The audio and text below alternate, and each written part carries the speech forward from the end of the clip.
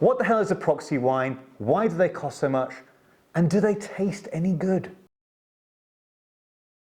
There are a lot of talk about natural wine alternatives these days, and there's been an explosion in quality over the past 4 or 5 years, mainly from Scandinavia, with the leaders being MURI, Arensbak and Gnista.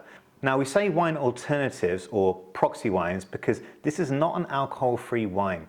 An alcohol-free wine is a wine which has been made like a traditional wine and then the alcohol has been removed, normally through a process called reverse osmosis. If you drink natural wines, this is definitely not a very natural technique, and so wine alternatives are certainly going to be more of a better choice for you, but also partly because most wine alternatives are actually a little bit fermented as well, using either Kefir or Kombucha as a fermentation method. This means that whilst we say they're alcohol-free, actually they're 0.4 alcohol. Now, if you may say, well, that's still alcohol, isn't it?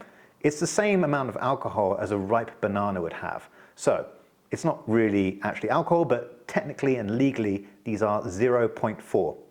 You do get some 0.0 alcohol alternatives as well though, like this, which is more of a botanical tea rather than anything that's actually been fermented, and thus, because it isn't fermented, it's 0.0% alcohol. Now the question on our mind was, before we tried any of these, was wow, these are a slightly higher price point, will people buy them, and also, are they really that good?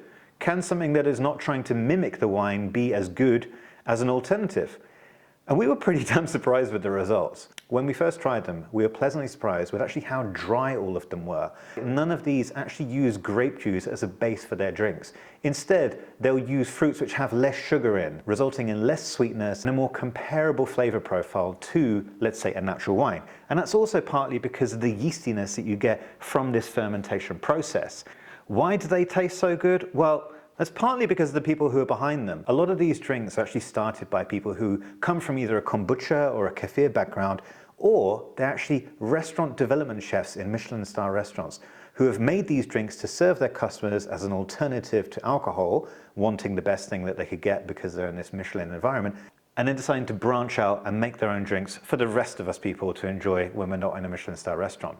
A lot of the leaders actually seem to come from Scandinavia. We're not quite sure why, but Denmark and Sweden are definitely at the forefront of the proxy wine revolution. And some of them, bringing in that Scandinavian twist, also foraged their own ingredients. Speaking of ingredients, these are not the kind of normal ingredients that you would expect to find. We're talking about smoked rhubarb, fig leaf, juniper, chamomile, woodruff, geraniums, and even habanero chilies to give the effect of a tannin in a red wine. There's a lot to discover here, but at this kind of higher price point, the question is, which one should you go for? So we're going to be rating them on a scale of 1 to 10 to let you know which ones are our favorites. But we're not going to be explaining what the flavor profiles are because, to be honest, they pretty much taste like the ingredients stay. Let's go. So here we have the Arensbak Effervescent. Tangy gooseberry and lemongrass. Woo. Lovely yeasty Pet Nat vibe. Oh, that's yum. Pet Nat lovers are going to absolutely adore this. Be perfect before dinner. I'm going to give that an 8 out of 10. Feral. Now this one is made using beet juice and Szechuan pepper. There's a big flavor profile going on here. Whoa, takes over your whole palate. This is really, really great. It would work awesome with spicy food. It's not as delicate as the other ones. I'm going to give this an 8 out of 10, but it has to be for the right occasion. Nuala, made of fermented blackcurrants, oak kombucha, chamomile kefir, fig leaf, and pine kvass. Don't even know what that is. Oh, gorgeous color. Wow, that is stunning. Really pretty. A lot of depth going on the nose here. Really almost quite spicy, a bit like a Pinot de Nice in terms of the pepperiness. Dangerously drinkable. Wow, lovely finish, rounded. Like, it has this feeling like it's a little bit sweet, like a blackcurrant would give you. Really nice, 8 out of 10. MURI Passing Clouds. Made with fermented gooseberries, white currant, quince kefir, jasmine tea, woodruff, and geranium kvass. Still don't know what kvass is. Do you know what kvass is? Someone tell me what kvass is.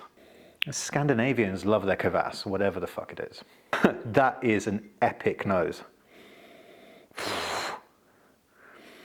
I've never smelled anything like that in my life. It's chalky, mineralic, salty, but with this distinct kind of almost fermented pepper smell to it. Very wild, let's say.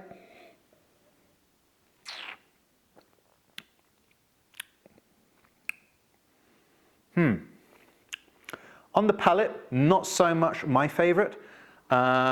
It's a little bit of weird, kind of slightly bitter taste on the finish, which doesn't entice me as much as I hoped it would. I'm going to give this a 5 out of 10. Arensbak Rosé, non-alcoholic, a sparkling wine. Ooh, beautiful color. Wow, a lot of herbs going on here.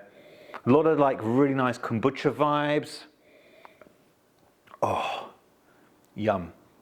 That is delicious. And this bottle has been in our fridge for 2.5 weeks open. Maybe it's lost a little bit of that fizz, but honestly, the flavor profile is still there. These proxy wines sure can last a hell of a time once open. Oh, yum. Comparable to a natural rosé wine, this is a 9 out of 10 for us. MURI Yamil, raspberry mead, gooseberry wine, fermented smoked rhubarb, goldenrod water kefir. I don't know what goldenrod is, but it sounds very tasty. Wow, another awesome big nose from MURI here. A little bit spicy, a little bit beetrooty actually. Tart, bitter in a good way. I can see this being very refreshing on a hot summer's day. It's a bit more of a sipping wine rather than a glue smasher, I'd say. Very nice, elegant, but you definitely need to like bitterness. I'm gonna rate this 7.5 out of 10. Gnista French style red. Now this is meant to mimic the red wine style experience. We've had 6 or 7 bottles of this going through our fridge at various times. This has been a real triumph of a proxy wine for us.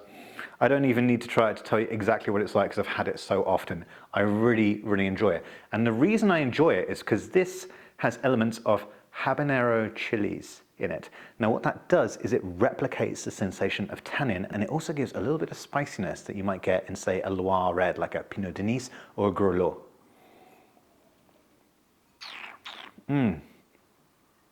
Wow, this one is rounded, a lot of depth. The chilies really give it a lot of oomph and power, making this perhaps a bit more suitable food red wine. Obviously, it's not tannic as you would expect from a tannic wine, but it mimics the sensation that you kind of need to have a little break before sipping. You can't just like down the whole thing. You would probably feel a little bit sick if you did that. But if you have this, sip, put it down, eat a bite of food, sip again, you're going to be in real heaven here. I'm going to give this a 9 out of 10, and I really, really like it. Arensbak, floral, quince, and lemon thyme. Got a bit of a color, kind of like a semi-macerated orange wine. Oh, that is absolutely delicious. That may be the best proxy wine I've ever had in my life. I could drink that all day. Exactly as described, quince, floral aspects, thyme, citrus, and it really does feel like it's had just a tiny bit of skin contact, just a few days maceration. I absolutely love this. 9.5 out of 10. What a banger. Arensbak Red. Now this is described as earthy, forest fruit and juniper. Lovely red wine style color. That's really, really nice. Very enticing nose.